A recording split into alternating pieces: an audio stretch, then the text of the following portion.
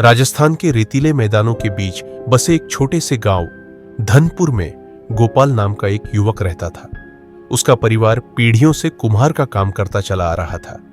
मिट्टी को छानना, गूंधना, चाक पर चढ़ाकर उसे नया आकार देना, यही उसका जीवन था।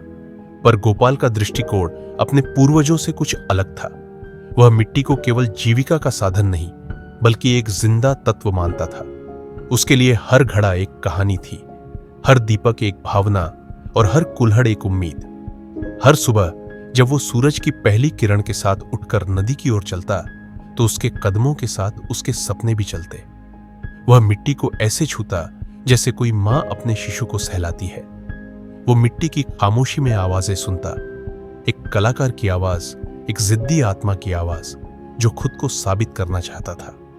पर उसकी सोच उस समाज की सीमा से बहुत आगे थी, जहां लोग जीवन को सिर्फ पेट पालने तक ही समझते थे।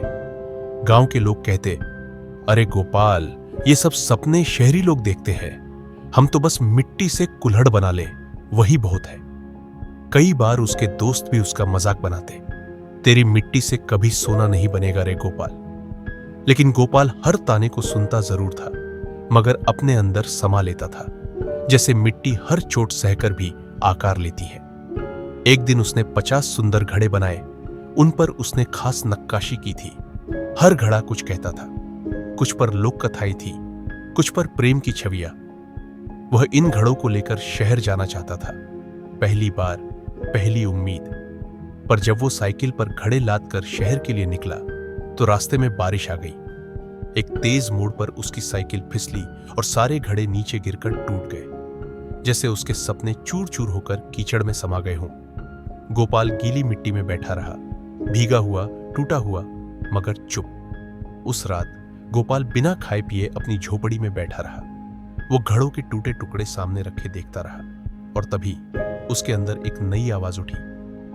जब तक मिट्टी गीली नहीं होती, वो घड़ा नहीं बनता, और जब तक इंसान टूटता नहीं, वो सीखता नहीं। उसने हार को अंत नहीं, एक नई शुरुआत माना। अब उसने मिट्टी के हर कण को जानना शुरू किया। वह नदी किनारे अलग अलग जगहों से मिट्टी लाता, उसका रंग, बनावट, ताकत परखता। फिर उसने पुराने कलाकारों की कहानियां पढ़ी, कैसे एक घड़ा सिर्फ उपयोग की वस्तु नहीं, बल्कि एक संस्कृति का प्रतीक बन सकता है। वह रोज घंटों तक चाक पर बैठता, घंटों तक एक एक मूर्ति में जान डालता। धीरे धीरे उसके बनाए हुए दीपक और मूर्तियां गांव में प्रसिद्ध होने लगे। लोग कहते, गोपाल के बनाए दीपक जलते नहीं, चमकते हैं। उसने अब सिर्फ बर्तन नहीं, भावनाओं के पात्र बनाने शुरू किए। ऐसा दीपक जिसमें मां की ममता झलकती, ऐसा घड़ा जिसमें प्रेम कहानी छिपी होती। अब वह हर वस्तु को कुछ कहने लायक बनाता। उसकी कला अब केवल हाथों की नहीं, दिल की भाषा बन गई थी। इसी बीच एक दिन गांव में एक सांस्कृतिक यात्रा पर राज मल्होत्रा नामक कला संग्रहालय के संचालक पहुंचे। जब उन्होंने गोपाल के बनाए एक दीपक को देखा, जिसमें एक बूढ़े किसान की मूर्ति बनी थी, हाथों में हल, आंखों में संघर्ष और चेहरे पर संतोष, तो वह स्तब्ध रह गए। राज मल्होत्रा ने गोपाल से कहा, तुम्हारे हाथों में सिर्फ कला नहीं, आत्मा है। क्या तुम शहर आकर अपनी प्रदर्शनी लगा सकते हो? गोपाल चौंका, डर भी गया। शहर की भीड़, बड़ी बड़ी बातें, महंगे लोग, क्या वह वहां जा पाएगा? लेकिन उस रात उसने खुद से पूछा, अगर मेरी मिट्टी शहर जा सकती है तो मैं क्यों नहीं? और उसने हां कर दी। शहर की प्रदर्शनी में गोपाल के घड़े, दीपक और मिट्टी की मूर्तियां ऐसी चमकी कि लोग दंग रह गए। लोग कहते, यह सिर्फ कला नहीं, एक दर्शन है, एक गांव की आत्मा है। मीडिया ने उसे माटी का जादूगर कहा, बड़े बड़े अखबारों ने लिखा, एक गांव का कुम्हार जिसने मिट्टी को जीवन दिया। गोपाल का नाम देश भर में गूंजने लगा, लेकिन इस शोहरत में भी वो वही साधारण इंसान बना रहा, विनम्र, शांत और सीखने को तैयार। सफलता की ऊंचाइयों पर पहुंचने के बाद भी गोपाल ने गांव को नहीं छोड़ा। वह जानता था कि उसकी असली मिट्टी वही थी। उसने गांव में एक माटी कला विद्यालय खोला।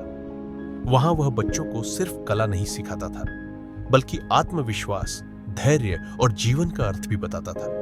वो हर बच्चे से कहता, तुम्हारे हाथों में दुनिया को आकार देने की ताकत है। बस चाक पर बैठो और खुद को गढ़ो।